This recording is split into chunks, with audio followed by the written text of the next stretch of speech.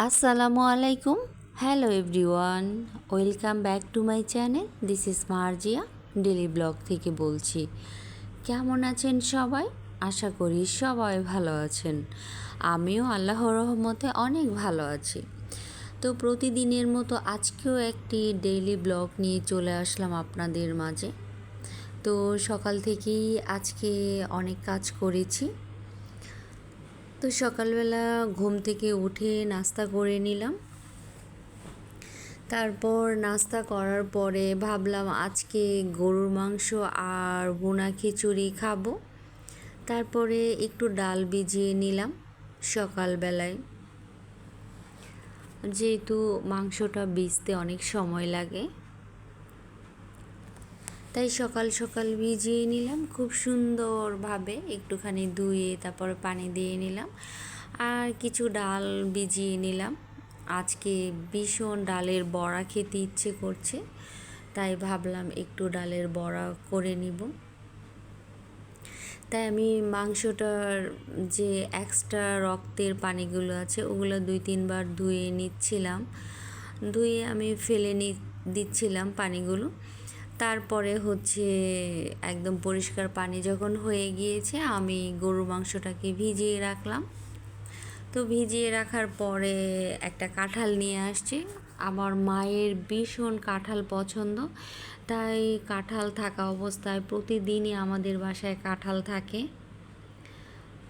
তারপর কাঁঠাল নিয়ে আসার পরে ওটাকে একটুখানি ভেঙে নিলাম আর তার সাথে আম কেটে নিলাম। তো ওগুলা খেয়ে নিলাম। কাঁঠালের কোষগুলো অনেক বড় বড় ছিল, খেতে অনেক মজা লাগছিল। আর লাউ শাক নিয়ে আসলো ঝোল করার জন্য। তো লাউ শাকটা আমি সুন্দরভাবে কেটে নিলাম। কেটে খুব সুন্দরভাবে এটাকে ফ্রিজে রেখে দিলাম, কারণ আজকে শাকটা রান্না করব না, কালকে রান্না করব। তার জন্যে শাকটা ফ্রিজে রেখে দিলাম। আর এখান দিয়ে ভুনা খিচুড়ি বসিয়ে দিল মা। তো মোটামুটি ভুনা খিচুড়ি রান্না হয়ে গিয়েছে। এখানে ডাল দিয়েছে, 2 রকম ডাল দিয়ে ভুনা খিচুড়ি করেছে, আর পোলাওর চাল।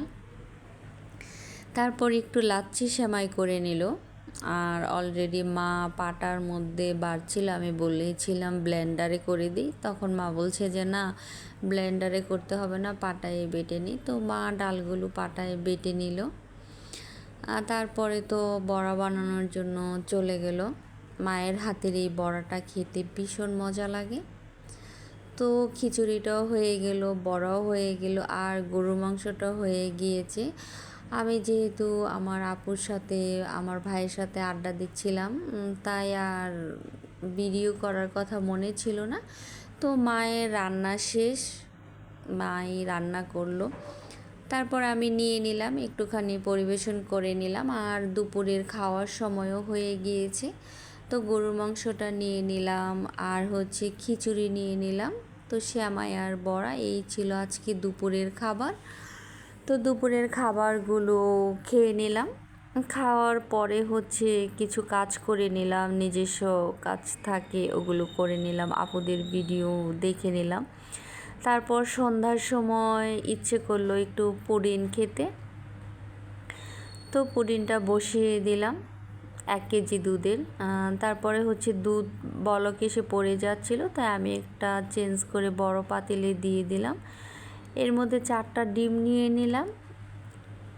ডিম এর মধ্যে চিনি দিয়ে দিলাম খুব সুন্দরভাবে ফেটিয়ে, আর দুধটাকেও অলরেডি ঠান্ডা করে ফেলেছি। তো পুডিং বানিয়ে ফেললাম। আর এই পুডিংয়ের মধ্যে আমি একটু বাদাম দিয়েছিলাম, কাজু বাদাম, তারপরে পেস্তা বাদাম, চীনা বাদাম, একদম গুঁড়ো গুঁড়ো করে আমি দিয়ে দিয়েছিলাম। এটা অবশ্যই কখনো খাইনি, তো আজকে ভীষণ ইচ্ছে করলো খাওয়ার জন্য। ভাবলাম যে বাদাম দিয়ে কেমন লাগে খেতে, কিন্তু না, বাদাম দিয়ে তো সেই মজা লাগে পুডিং খেতে।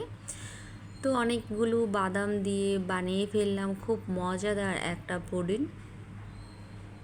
চাইলে আপনারাও খেতে পারেন। বাদামের পুডিং কিন্তু সত্যি অনেক মজা। আমি এটা কখনোই খাইনি, এমনিতেই ইচ্ছে হলো আজকে একটু দেওয়ার জন্যে, তাই দিলাম। আমি পরবর্তী সময় এটা রেসিপি দিয়ে দিব। তো চাইলে আপনারাও সব ধরনের বাদাম একদম গুঁড়ো গুঁড়ো করে তার মধ্যে দিয়ে দিতে পারেন, খেতে অন্যরকম একটা টেস্ট লাগে। তো সন্ধ্যার সময় খেয়ে নিলাম পুডিং, যখন হয়ে গিয়েছে তারপরে একটা কমলা নিয়ে নিলাম খাওয়ার জন্যে।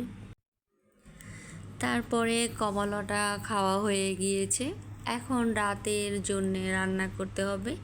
তো রাতের বেলা আমি পটল কেটে নিলাম, আর হচ্ছে গিয়ে মাছ সুন্দরভাবে কেটে ধুয়ে নিলাম। মাছ অবশ্যই আগেই কাটা ছিল, তো আগে কেটে ধুয়ে রেখেছিলাম, এখন শুধু বের করে আবার ধুয়ে হলুদ লবণ মাখিয়ে সুন্দর কড়া কড়া করে ভেজে নিলাম।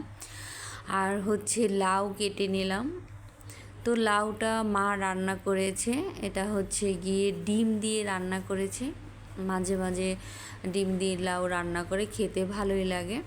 তো আমি মাছটা ভেজে নিলাম, আর হচ্ছে পটল দিয়ে মাছটার ভুনা করব, তাই আমি বসিয়ে দিলাম। আর ভাত বসিয়ে দিলাম, যেহেতু ভাত আর হচ্ছে গিয়ে লাউ হয়ে গিয়েছে, শুধু মাছটাই বাকি ছিল। তো আমি মাছের বোনাটা করে নিলাম। তো করে নেওয়ার পরে হচ্ছে রাতের খাবারটা দিয়ে দিলাম, খুব সুন্দরভাবে রাতের খাবারটাকে খেয়ে নিলাম। তারপর তো কিছু আপুদের ভিডিও দেখলাম, অনেক কাজ থাকে সেগুলো করলাম। তারপর যখন খাওয়া দাওয়া শেষ হয়ে গিয়েছে রাতের বেলা প্রায় 11টা বাজে, তখন খুব ইচ্ছে করলো আবার একটু কাঁঠাল খেতে, যেহেতু কাঁঠালগুলো শক্ত শক্ত, আর আমার এরকম কাঁঠালই খেতে ভালো লাগে। তারপর কিছু কাঁঠাল নিয়ে নিলাম খাবারের জন্যে। তো কাঁঠালটা খেয়ে এই তো আজকে সারাদিনের ব্লগটা শেষ করলাম। তো আসলে অনেক কাজই তো থাকে, সব কাজ তো আর এভাবে একদম দেখিয়ে দেখিয়ে করা সম্ভব হয় না, কারণ সকাল থেকে ঘুমানোর আগ পর্যন্ত একটা সংসারে প্রচুর কাজ থাকে, টুকিটাকি অনেক কিছু থাকে, সব কিছু আসলে ক্যামেরা বন্দি করা যায় না। তো যেতটুকু ক্যামেরা বন্দি করা যায় আমি ওইটুকুই করি, বাকিগুলো তো আসলে ওইভাবে কাজ করি না। আর আমি এমনিতেই একটু কমই কাজ করি, আমার শুধু এই ব্লগের জন্য চ্যানেলের জন্যে আমাকে একটুখানি রান্না বান্না সব কিছুই করতে হয়, কিন্তু এতে করে আমার সুবিধাই হয়েছে, কারণ আমি অনেক কাজ খুব সুন্দরভাবে এখন গুছিয়ে করতে পারি, যেটা হয়তো আগে পারতাম না। আর রান্নাবান্নাও করতে করতে মোটামুটি অনেক রান্নাবান্নাও শিখে গিয়েছি। আসলে সব কিছুরই একটা ভালো সাইড থাকে, যে অনেক কিছু শিখিয়ে দিয়ে যায়। ঠিক আমার এই চ্যানেলটাও আমাকে অনেক কিছু শিখিয়ে দিয়েছে। আমি এই চ্যানেলটা না করলে হয়তো এত সুন্দরভাবে গুছিয়ে কাজ করা সম্ভব হতো না, বা এত কাজ করাও হতো না। তো সব কিছু মিলেই না, প্রতিটা জিনিসেরই এক একটা ভালো সাইড খারাপ সাইড আছে।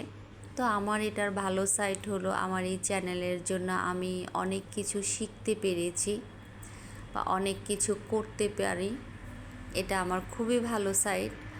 আর খারাপ সাইডও আছে, সেটা হচ্ছে অনেক বিরক্তিকর, মানে সব সময় ক্যামেরা বন্দি করে কাজ করতে খুবই কষ্ট লাগে। আর তাছাড়া আমি কাজ শেখাতেও প্রবলেম হয়েছে, আমাকে অনেক কাজ করতে হয়।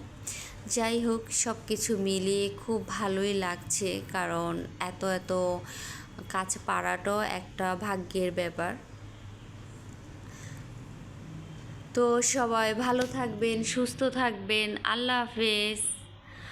আর এই তো আজকে সারা দিনের একটা ব্লগ, খুব দুষ্ট মিষ্টি একটা ব্লগ, আশা করি সবাই দেখবেন। তো আল্লাহ হাফেজ সবাইকে।